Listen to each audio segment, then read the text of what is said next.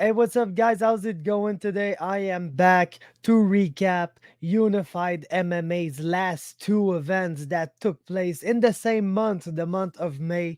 The first one of them was Unified 44, taking place in Calgary, Alberta on May 6th. And it was an important event for Unified as it was their first ever event in Calgary, Alberta's biggest city. They finally made their way there, and it was an event that I did not have the chance to recap when it happened because it took place on the same night as Samurai MMA, for which I was doing commentary and had a lot to content to produce before, during, and after the event. So I did not have the chance to do a proper recap for this event, but it was absolutely worth it. So I'm doing it today. And then the second event of the month was the blockbuster event, the three title fights card of Unified 45 taking place in Edmonton, and as I said, being headlined by three title fights, and it was an awesome event. So we're gonna talk about this one too. But let's begin with our recap of Unified 44. As I said, the debut of Unified MMA in Calgary, and it was a great event. It wasn't on paper as stacked as Unified 45, but still it really delivered. It really gave us some good moments, some amazing fights. And one of these fights was the main event of the evening, Noah Ali and Gabe Sagman fighting for the 135 championship. And really good showing from both fighters, even though in the end the scorecards were clearly in favor of Noah Ali. I feel like every round both of the fighters were able to do their stuff, maybe except for first round. The first round was really the most dominant round of the fight, I'd say, because it was clearly in favor of Gabe Sagman. Was able to take the fight down and have some real good control on top and do some really good stuff on top of Noah Ali and clearly secure the rounds on the judges scorecard. But then the fight really became, I don't want to say hectic because it wasn't an all-out brawl like another fight that we're going to discuss on this event, but still it was a great showing where both guys were able to do their stuff. And I feel like most of the rounds Sagman was able to get a takedown, get some good control on top, and do some good stuff. We were kind of edging the round towards Sagman until the Ali was able to rise back up to his feet and hurt Sagman on the feet, and then at that point it became really closer rounds. But we kind of had to score the rounds for the guy that was doing the most damage, and that was Noah Ali. Even though he was taken down in control at some points, almost every round of this fight.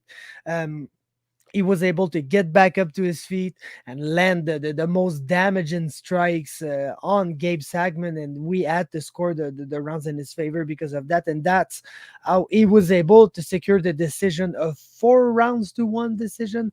That's my scorecard, even though I feel like it could be 3-2. You could find some rounds that Sagman maybe had a little more control and wasn't hurt as bad as the other rounds. But in the end, amazing performance for both. They both were able to fight hard for 25 minutes and do their stuff. And in the end, Noah Ali is the bantamweight champion.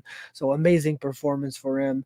And then in the co-main event of the evening, Tom O'Connor, John Nguyen in a 145 pounds contender fight. John Nguyen really on the rise in that division and was looking for to fight an established guy and maybe get his way into the top 10, the top 5 of this division. But fortunately for him, it wasn't his night, even though it started off pretty well. To be honest, surprising first round. Nguyen was able to keep O'Connor at bay, even though O'Connor was trying to stalk him. Nguyen was able to keep him at bay and really land the better strikes. And when they were clinching up to grapple, it was Nguyen who was landing the better takedowns in that very first round. But then I don't know if it's because Nguyen got comfortable grappling with O'Connor, but O'Connor kept on pushing the pace, kept on stalking his opponent, and in rounds 2 and 3 was really able to close the distance, get some clinch control, get some good takedowns, and really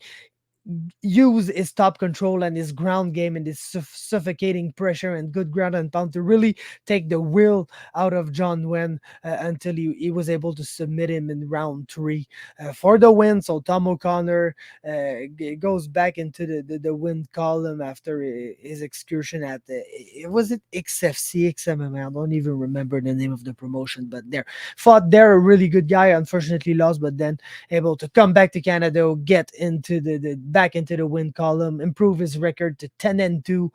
One of the guys that's the closest to getting a shot at the bigger leagues by far, and was able to overcome a tougher first round to really establish his game and drown John Nguyen into his game. And for Nguyen, did some good stuff in the first round, so lots of things to build towards in the future for him. So good performance for both guys, I feel, but good, really good win for Tom O'Connor.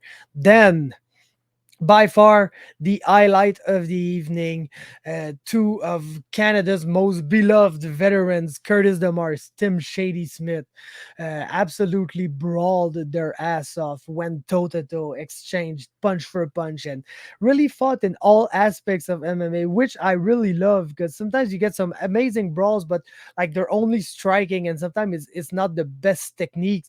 They were really technically striking in that fight, but still able to hurt each other, and they went for takedowns, they defended takedowns, they clinched up. Tim Smith, I feel like it was his clinch offense in round three that really won him the fight, because Smith won the first round in what was a good back and forth round where Demarce was looking for takedowns and even got some takedowns, but Smith was able to get back up and really lend the best offense on the feet, and we really saw Demarce pick the pace up in round two, and at a point even looked like he had Tim Shady Smith on skates. He looked like he hurt him at some points in round two and was really able to crowd him against the fence and land some combinations, like was throwing punches and bunches and really was landing most of them. But Smith was able to come back.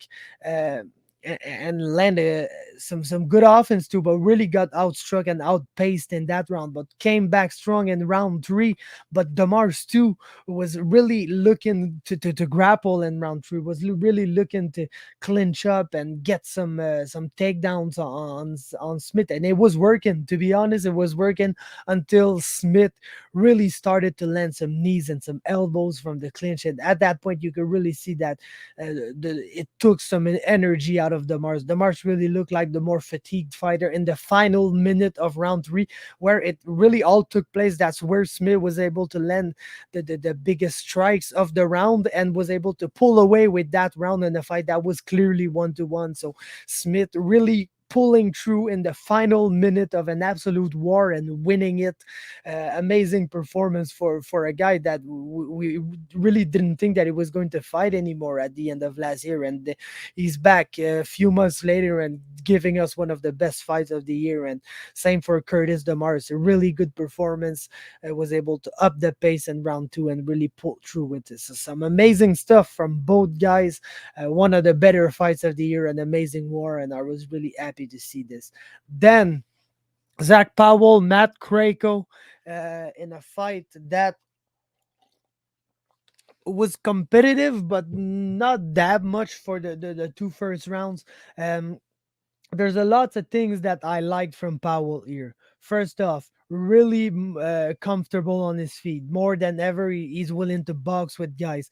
Still putting everything into every shot. That's one thing that he may have to work with to maybe vary like the power behind every punch. Like he can throw two softer punches and then throw a big one. That sometimes is some things that could help, because now he's really like one big shot at a time or a big hook to uppercut combination or something like that, and he really taken some energy off of him. But I really liked his Tank in that fight. Yes, he kind of got tired in round three.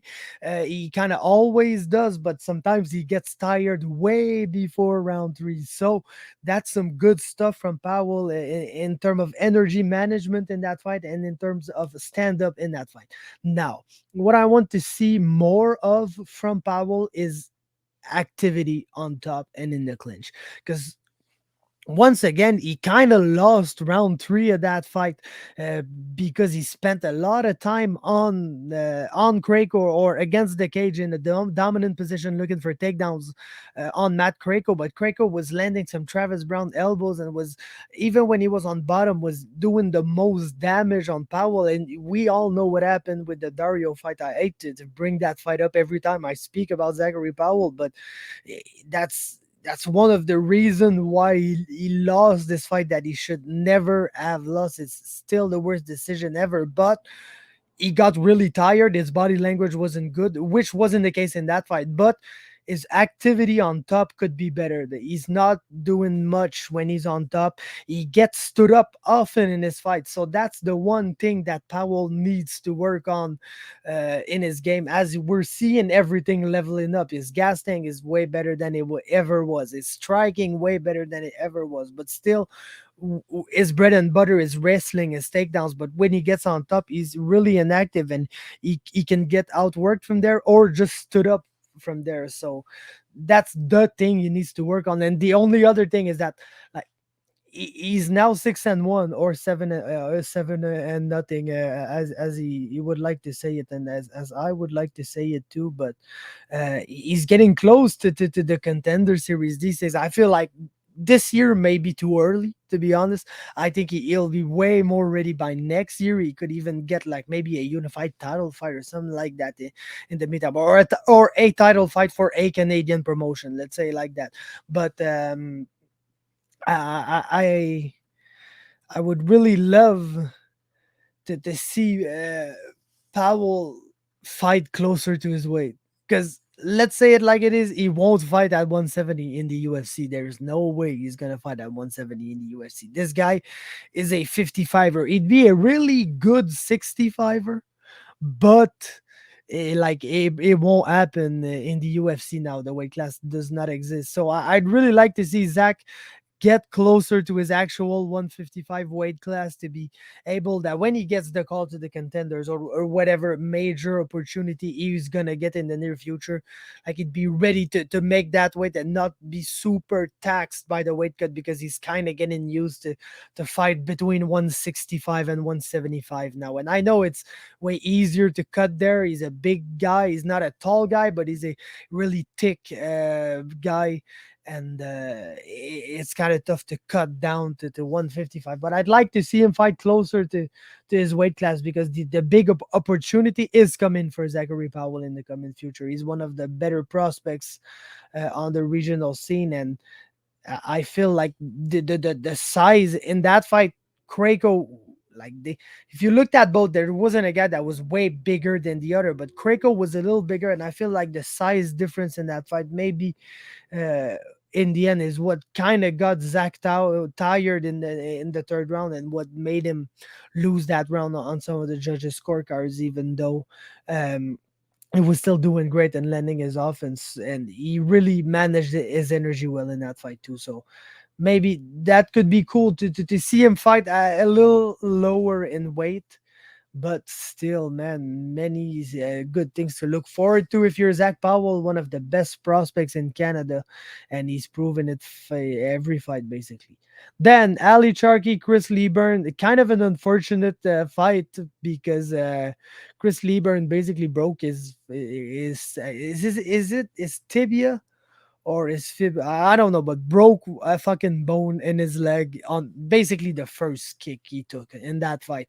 And yes, it's 100% caused by Ali Charkey, so we got to give him all the props to this. But what it resulted in was a very slow first round because clearly you could see that something was wrong with Chris Byrne's leg. And Charkey capitalized on that, didn't go crazy because Charkey is another guy who uh, on in his only loss absolutely gassed the fuck out, and so you could see him in his last fight and then in that fight he's really more careful with his energy, which is very good for a prospect that is super athletic and super skilled like he is. So when he saw that Byrne was clearly injured, Chris Byrne also knew that he was injured, so couldn't do much. Charkey stayed super calm, spam the leg kicks, but really set them up well to not to get countered. And at the end of the round, Chris Byrne basically couldn't answer the bell, so the fight was stopped.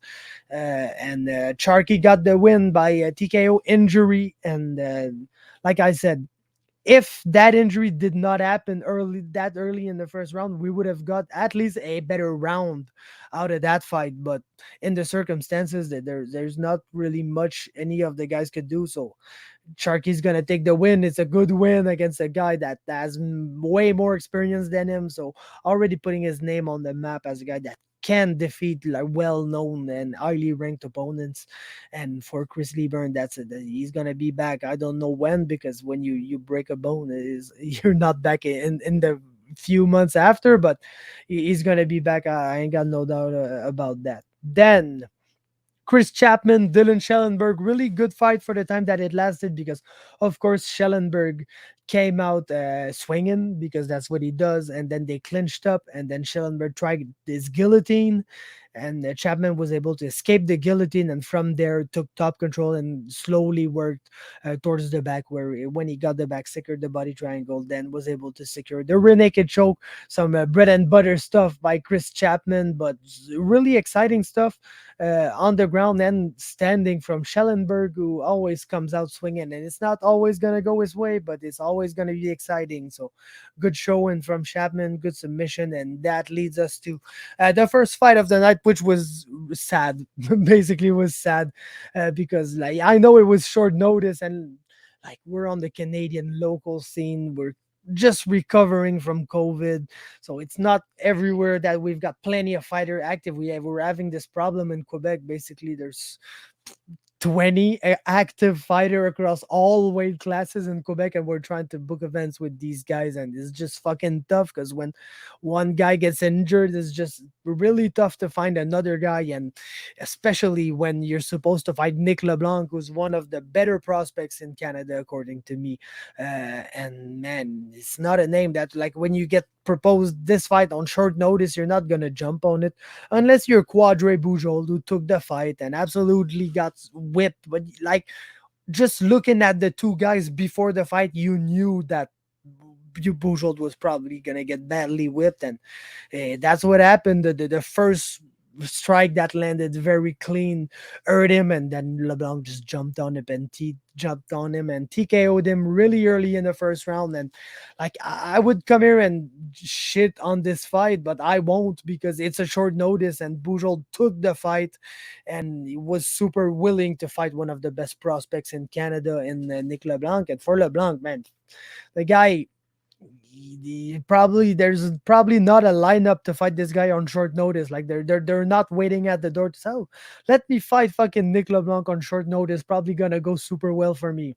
It's not, man. It's really not. So LeBlanc had an opponent and absolutely treated him like he wasn't worthy to be in a cage with him. So when you're a top level prospect, a good prospect like Nick LeBlanc, you gotta treat the guys like Bujold like he treated him. So props to Nick LeBlanc. Is just, man, I wished I had seen him in a more competitive fight, but man, fuck, the guy's getting experience. Where what can we say? It was a short notice.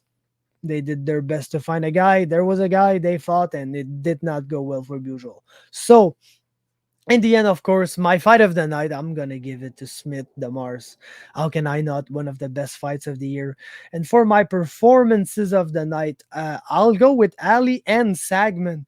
I wanted to do Chris Chapman. He could have got it. I'll give him an honorable mention for sure. But I feel like even though Gabe Sagman lost, he really did some good stuff, and it was really encouraging to see him fight this hard for 25 minutes and be within an inch to win this fight for pretty much the whole time. So good performance for Sagman. And if I'm giving a performance of the night to the loser of that fight, I sure gotta give one to Noah Ali, who won that fight, who got away with the decision, who did like everything well, was able to survive some extended grappling exchanges with one of the finest black belts in Canada. So amazing job by Noah Ali. He's the champion, and he deserves the performance of the night, that's for sure. Let's move on to a unified 45 where we had a blockbuster event with three title fights and some highly anticipated matchups. So let's jump right into it with the main event of the evening. Ryan, the real deal, Ford, and Robert L. Man, Ryan Ford, he's back, man. He's fucking back. Now I'm able to say it. His first fight was weird. Like I won't lie, his first fight back was weird, and I kind of blamed it on the fact that he hadn't fought in MMA for so long, and I feel like I was right because now he's back. We've seen him last night, absolutely wild first round. Did not give a single fuck what Robert L had for him. Just came out swinging and landing some power and touched him up really well a couple of times. And I don't know if it's the second or the third time that he touched him up real well, but Robert L was just not able to take it. And he came here to fight too. We got to give credit to L. He came here to fight, but was just heavily outpowered by the veteran Ryan Ford, who was able to put ends on him and get the first round TKO win to get the 175 belt. He's now the super welterweight champion of unified MMA. And man, can't wait to see what's next for him. He's highly experienced. He's highly exciting every time he goes out to fight.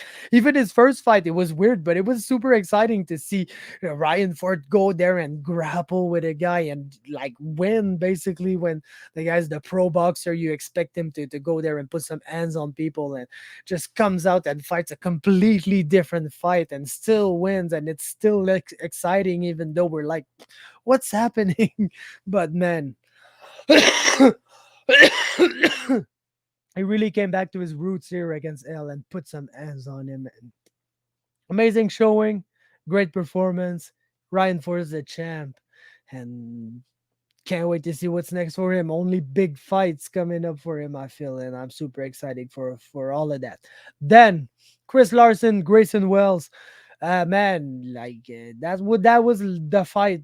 That was the short notice. That was like we were supposed to see Chris Larsen, Rashad Coulter, and like what would have been an amazing fight, and what would have been like the perfect fight for Chris Larsen to try and win and then set up a contender series fight, or even a UFC call up, because the only guy that he's lost to in recent memory is Caio Machado, who's gonna be fighting on the contender series. So Larsen's there, and the UFC always needs some new exciting heavyweights, and Chris Larsen is super exciting. So the Coulter fight was going to cement that for Larsen, and unfortunately Coulter did not make it to fight night. And like in the case of Nick LeBlanc a couple of minutes ago, we're calling heavyweights first. There's like 5 active heavyweights in Canada, basically. So you're trying to call some of these guys, hey, would you like to fight Chris Larsen on 8 days' notice? And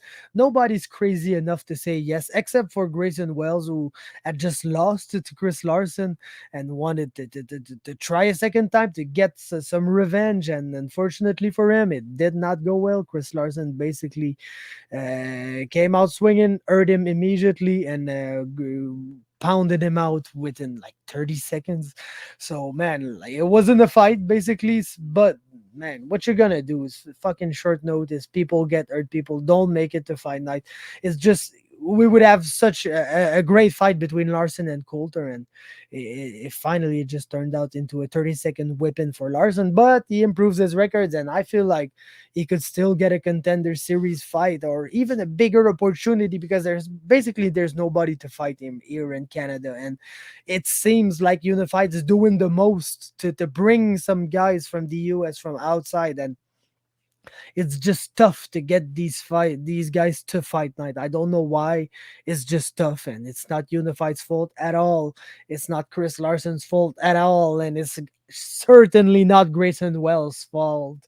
So man, what are we gonna do? Just these things happen in MMA, and Larsen got a quick win and a title defense for that, and he got paid. So let's go, man. Can't wait to see what's next for Larsen. He's one of the most exciting fighters in Canada, as always, one of my favorites. So let's move on to that fucking fight. Majed Hammo, Neal Anderson, and I just can't, man. I dearly love Neal Anderson. He's one of my favorite fighters in Canada. His style is amazing. When the guy is on, he's just on, and he's great. And man, he was on in that fight, and they just had the same fight. They had the same fight. It was just less grappling. The first fight, Neal Anderson got some takedowns. Majed got some takedowns, and they traded in the grappling department as well as the striking department. That fight was much more striking. Very little grappling exchanges, except a little bit in round 3 or 4. I don't quite recall, but there was like one brief grappling exchange at a point, but once again, Neal Anderson working beyond his jab, and Majed Hammo just being the weirdest and most unorthodox striker, and doing some spinning shit and some weird angles and weird attacks from some weird angles, and was working out pretty well. But still, you can feel that Neal Anderson was landing the cleaner strikes, was landing the better strikes, and was in control of that fight. And man, fucking Majadamu. There's only one Majadamu. I fucking love this guy. I can't resist but just to smile because he fucking did it again, man. He did it again. He just, man, out of nowhere in round 5, lands an amazing uppercut, then gets Neal Anderson all wobbly and fucking drops him and finishes him with ground and pound. Just out of nowhere, man. Neal Anderson once again was winning this fight, was on his way to redemption because you know that he hated the way that the first fight went. Like, he was winning that fight that got taken down once and got his back taken and got choked out. And you know that he hated it and was well on his way to get his redemption. And Majed just fucking did it again in round 4. Once again, an amazing comeback win for Majed Hammo, man. This guy is.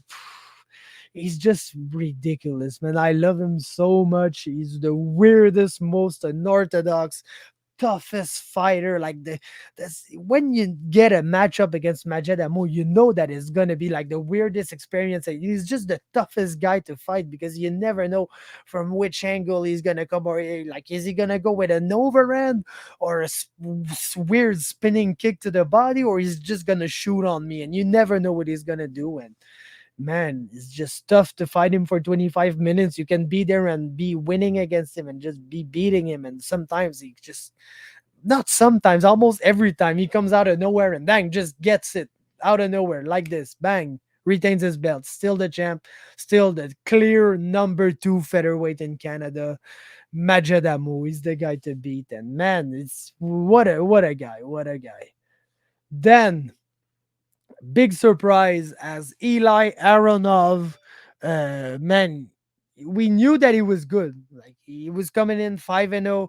We knew that he was a wrestler training on the national Israeli team and all that. And we knew that it was a good test. We was like, he's fighting Mariusz Ksiazkiewicz. The guy only lost once, and it was a bullshit decision on the contender series where basically he got robbed. So how is this guy gonna come in and just out wrestle Mariusz? You can't do that to Mariusz Ksiazkiewicz. And Eli Aronov just came in and did it from second one to the final second of the fight, where he basically submitted Mariusz. He just dominated takedowns after takedowns, improving position, ground and pound, submission attempts, and man, Eli Aronov was just super, absolutely fucking impressive. The guy had 5 pro fights and just came in and defeated handily Mariusz Ksiazkiewicz, probably at a 10-8 in round 1, and it was well on his way to a 10-8 in round 2 until he snatched the arm triangle, his second arm triangle attempt of the fight, and got the tap on Mariusz. And you could clearly see by the middle of round 2 that this fight was going left for Mariusz, as he got up once and was in the clinch and got turned in the clinch and just got like judo throw, or like Greco-Roman body like wrestling throw, and he fell just flat on his back and his legs flat on the ground, and and Aronov was already inside control, and you could see at that point that the will was taken out of him. Eli Aronov absolutely took Marius's will out of him and won that fight handily in what is a shocking performance. Not because he won, but the way that he won, the way that he came in. And like Mariusz Ksiazkiewicz, if you talk to anybody who's following the Canadian MMA scene, was going to say, like him, Anthony Romero, Alex Morgan, Shane Campbell, like that's top level talent who are fighting locally in Canada. And you can't really find better than these guys. And Aronov just came in and took one of those best pound for pound Canadian fighters and just absolutely whipped him and dominated him from pillar to post. So absolutely impressive performance for Eli Aronov. Then Mac Larsen, Phil Engeroff. That was the I won't say a sleeper fight because if you know your shit, that was like the fight on the card that you were saying that's gonna be a banger, and it was a banger.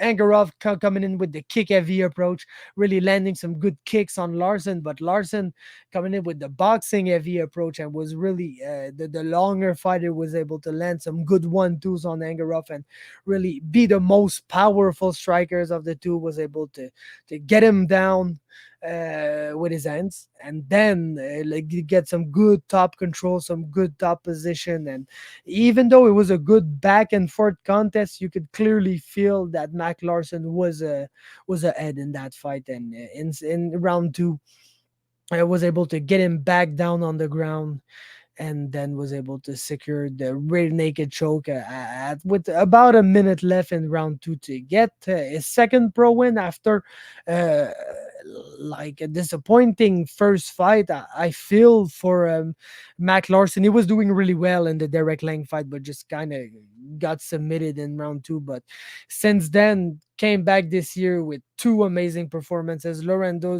Silis, that was a really exciting fight, a fight that Larsen may not have been winning, but just came and won with 30 seconds left. And then a really impressive performance, more dominant performance for him, probably the most dominant performance of his short career as of now for Mac Larsen. Really good stuff. And that leads us to Jett Grande and Colton Boxell in what was just not a really good fight, to be honest. And a fight that I understand why Grande won. He spent basically 14 minutes and 30 seconds on top of Colton Boxell, but he did not do nothing on top. Absolutely nothing. I think the first round he was active on top and active. Like not even I wouldn't even say that, but he was more active on top than in rounds two and three. In rounds two and three, really did not do much on top of Boxall, and really feel like Boxall clearly won round two and maybe should even have won round three. But like I said, I'm not here to bitch about the decision because yes, Boxall did some really good stuff on bottom, was more active, was trying for submission, was landing some strikes, but like really couldn't defend Jett Grande's takedown. And every time they were standing back up, Grande was taking him back down at will. So I feel like they scored the takedowns over the stuff that happened on the ground. I kind of get why. I don't know if I agree, but in the end, like it was just not a really good fight, and it wasn't really Colton Boxell's fault here. I don't know. Jett Grande, it's not like he's a good grappler. He's exciting. Usually, he does some really good stuff on the ground. I've even seen him do some really nice stuff on the feet. He's a good fighter. I really like him, but like that night wasn't a good night for him. He got away with the win. That's cool. He's still undefeated. In 2 years from now, we won't even remember this performance. But that wasn't a really good performance for him, to be honest. And it was a really really forgettable fight. So we're just gonna forget it and talk about the next one because Harley King and Izu Atmeh. That was another fight that you kind of had to know that some shit was gonna go down, and some shit definitely went down. Atmeh is a really good striker. The guy he fights at range, fights at range behind his jab, behind his kick, really lands a good volume of strikes, and was really doing that. And you could see that King was trying to use like the commentators said, a Tyron Woodley-esque approach, way more active than Woodley, but was really trying to get back against the cage and really explode with some amazingly powerful counters. And Atmeh kind of saw the counters coming for the first or second time, but then got caught with a counter, got dropped, was able to get back up, but got caught with another big counter. And that time he couldn't recover. Harley King gets the highlight reel knockout in the very first round against one of the most highly touted prospects in the country. So, man, amazing stuff by Harley King. Highlight real knockout. Great performance after such a frustrating loss for him when he was fighting in the BTC tournament and basically was handily defeating Ariel Zuniga and just got caught in a choke and submitted in round three. So heartbreaking loss for him, but really making it up for him with this amazing knockout. Highlight real stuff for him. And man, it's tough to see that for Atmeh, who now lost two in a row and is back with a losing record. But man, he's way better than his record, and I'm super confident in him in the future. He's a really good prospect, and he's just super unafraid to fight the monsters in his division. Harley King, Vinny Diaz, Jake Galvro, the guy has fought like some of the best fighters basically out there at 135, and I'm still really high on him. I feel like he's gonna be a great fighter in the future, and for Harley King, he's super exciting every time he gets out, and I can't wait to see what's next for him. So, for Unified 45, I'll give my fight of the night to Majed Hammo and Neal Anderson. And man, good fight, back and forth. Like I said, great showing from both. And Amo with the amazing comeback win in round four once again. I like real stuff from both of these guys. And then I really wanted to give Majed a performance of the night, but I just gotta go with Eli Aronov and Harley King. Like, even Mac Larsen was really deserving of one. I give a big honorable mention to Mac Larsen and a big honorable mention to Majed. I really wanted to go with the double fictional bonus to Majed on that one, but man, I just can't take this away from Eli Aronov, who just came in with one of the most impressive and one of the most shocking performances I've seen, defeating Mariusz Ksiazkiewicz like it's something easy to do, basically. So I had to give it to him, and Harley King had an absolutely highlight real finish. So no way I wasn't gonna give a performance of the night to Harley King on that one. So that's it. These were my recaps for Unified 44 and Unified 45, two great events. Unified 45 was really peaks and valleys. Huh? It was like an amazing first fight, then a very slow fight, then Mac Larsen Engeroff, then the whipping of Mariusz, then Majed, then Larsen against Wells, who was kind of underwhelming because of the short notice and the fact that Larsen had just been Wells, and then way back up with the main event. So really peaks and valley for Unified 45, but a great event if you look at it in a whole. And for Unified 44, two really good events. Yes, some slower moments. The Charkie Byrne injury TKO, unfortunately, and even some parts of the Powell Krayco fight. But for the rest, Ali Sagman, Smith Demarce, two of the better fights we'll see this year. Some great performances too from Chapman, from Tom O'Connor, and from Nick LeBlanc, who kind of like Chris Larsen had a short notice guy that he had to defeat handily. But still, great stuff. Two great events for Unified. Can't wait to see what's next for what's probably the best Canadian MMA promotion right now. So let's do this. Thanks for listening. Like and subscribe if you liked it. If you didn't,